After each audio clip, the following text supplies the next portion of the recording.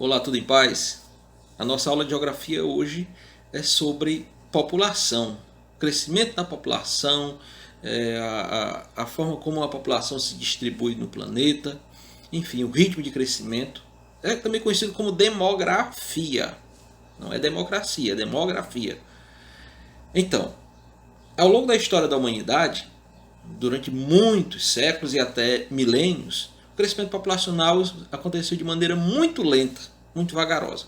Por quê? Porque o nível de natalidade se equilibrava com o nível de mortalidade. Morria muito, mas nascia muito, e vice-versa. Então, o processo de crescimento vegetativo era lento.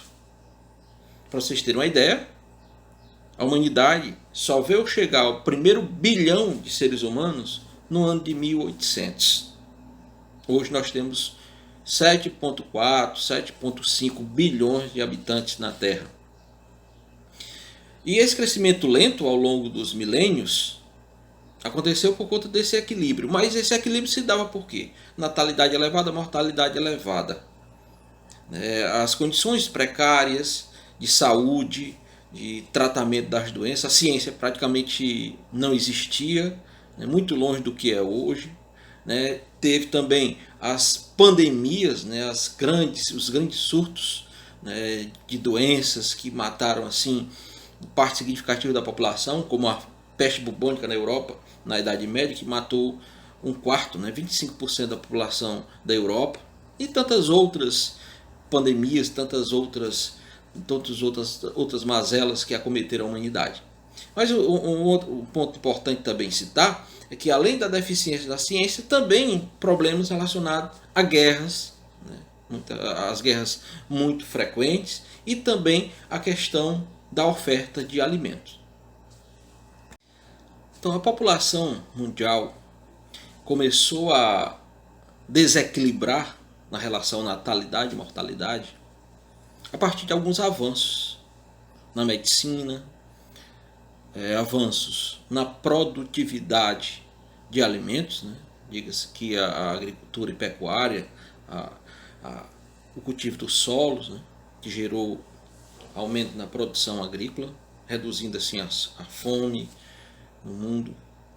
Os avanços no campo científico, na medicina, a descoberta de remédios, tratamento de doenças, certo? Mas é importante salientar que essa aceleração do crescimento populacional no mundo começou, poderia colocar aqui como um marco, a chegada do capitalismo, mais precisamente da Revolução Industrial, o capitalismo industrial. É tanto que é no século XIX, início do século XIX, que a população mundial, como já disse, chega ao primeiro bilhão de habitantes. E esse aumento, esses avanços tecnológicos, faz com que a população aumente de maneira acelerada no decorrer dos anos seguintes ao século XIX. Então, a medicina, como eu disse, a produção de alimentos, a própria urbanização, gerou esse aumento significativo da população. Então, a população absoluta, tem alguns conceitos importantes de salientar. População absoluta, o que é a população absoluta? É o contingente geral. Hoje nós podemos dizer que, em termos de população absoluta, o Brasil, por exemplo, é o quinto maior país populoso do mundo, com 215 milhões de habitantes. Mas, se a gente considerar a população relativa, pegar a população relativa, que é distribuir a população no território brasileiro, nós temos uma população relativa baixa. O que é a população relativa? É a chamada densidade demográfica. E como é calculada a densidade demográfica? Ela é calculada, pegando a população e distribuindo a população do território, é o número de habitantes por quilômetro quadrado, certo? Então tem áreas do Brasil, por exemplo, desabitadas ainda. Se a gente pudesse distribuir a população brasileira no território como um todo, nós teríamos uma baixa densidade demográfica. Então a população absoluta do mundo cresceu. Mas se a gente for distribuir a população do mundo nas áreas desabitadas do planeta, nós ainda temos uma população relativa baixa.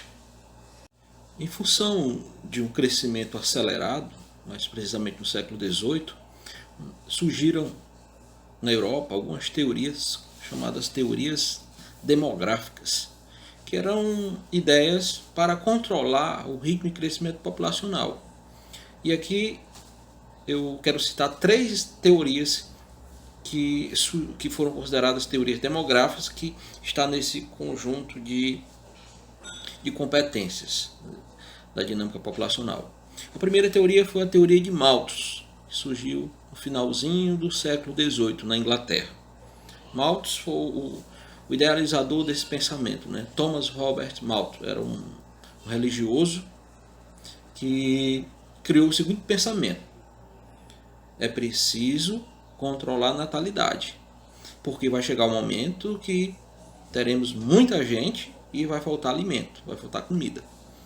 A população vai crescer em PG, progressão geométrica, né? 2, 4, 8, 16, 32, 64, 128 e assim sucessivamente, num ritmo bem acelerado, e a produção de alimento não vai acompanhar esse ritmo.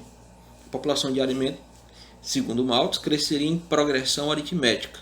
Seria uma soma, 2, 4, 6, 8, 10. Então, haveria um descompasso entre produção de alimentos e crescimento populacional. Isso no século XVIII, na Inglaterra.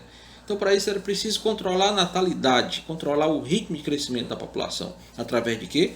Através de medidas de controle, através de medidas de redução desse processo. E essas medidas eram, por exemplo, casamentos tardios, né? Evitar as práticas de relações sexuais, até porque ele era um religioso, né? A tabelinha, ele não preconizava, por exemplo, o uso de preservativos ou laqueadura, talvez nessa época nem existia, provavelmente, mas eram medidas, vamos dizer assim, orientadas pelo credo religioso nessa época. Então, a teoria de Malthus foi a primeira teoria, né, de controle de natalidade, que surgiu na Europa, como eu disse, no século XVIII. Então, passado a Revolução Industrial, inicia-se o século XX, o ritmo de crescimento populacional continua crescente, sobretudo nos países subdesenvolvidos, os países da América Latina, África, Ásia. E a teoria de Malthus ela foi comprovado posteriormente que não foi bem sucedida. Por quê? Por alguns furos, algumas falhas, dentre elas. Malthus desconsiderou os avanços tecnológicos, desconsiderou, por exemplo, que a ciência iria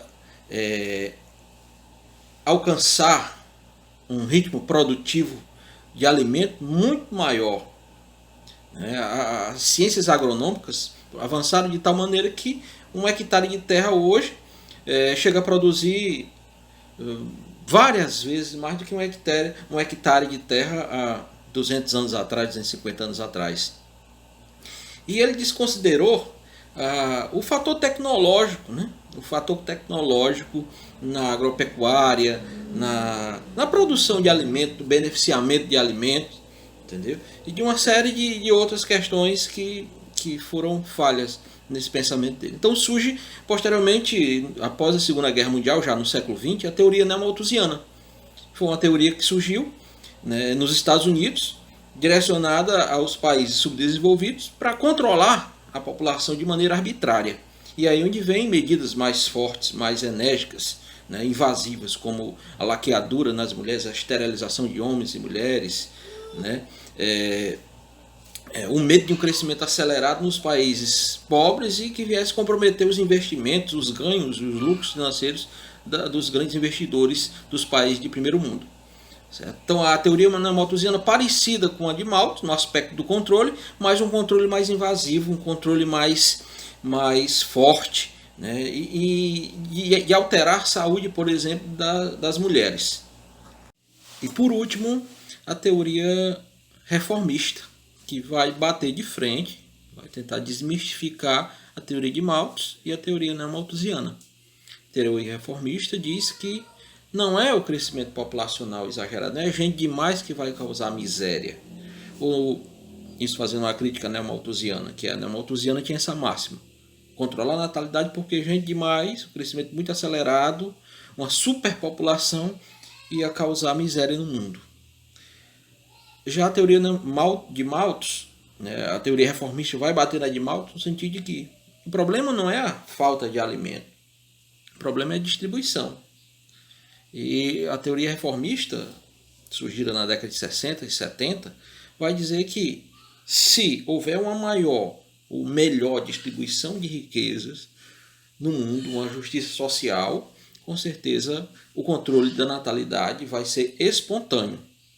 Por quê? Gente demais não causa pobreza, não causa miséria. O que causa miséria é o contrário. Aliás, o problema é o contrário, é o inverso.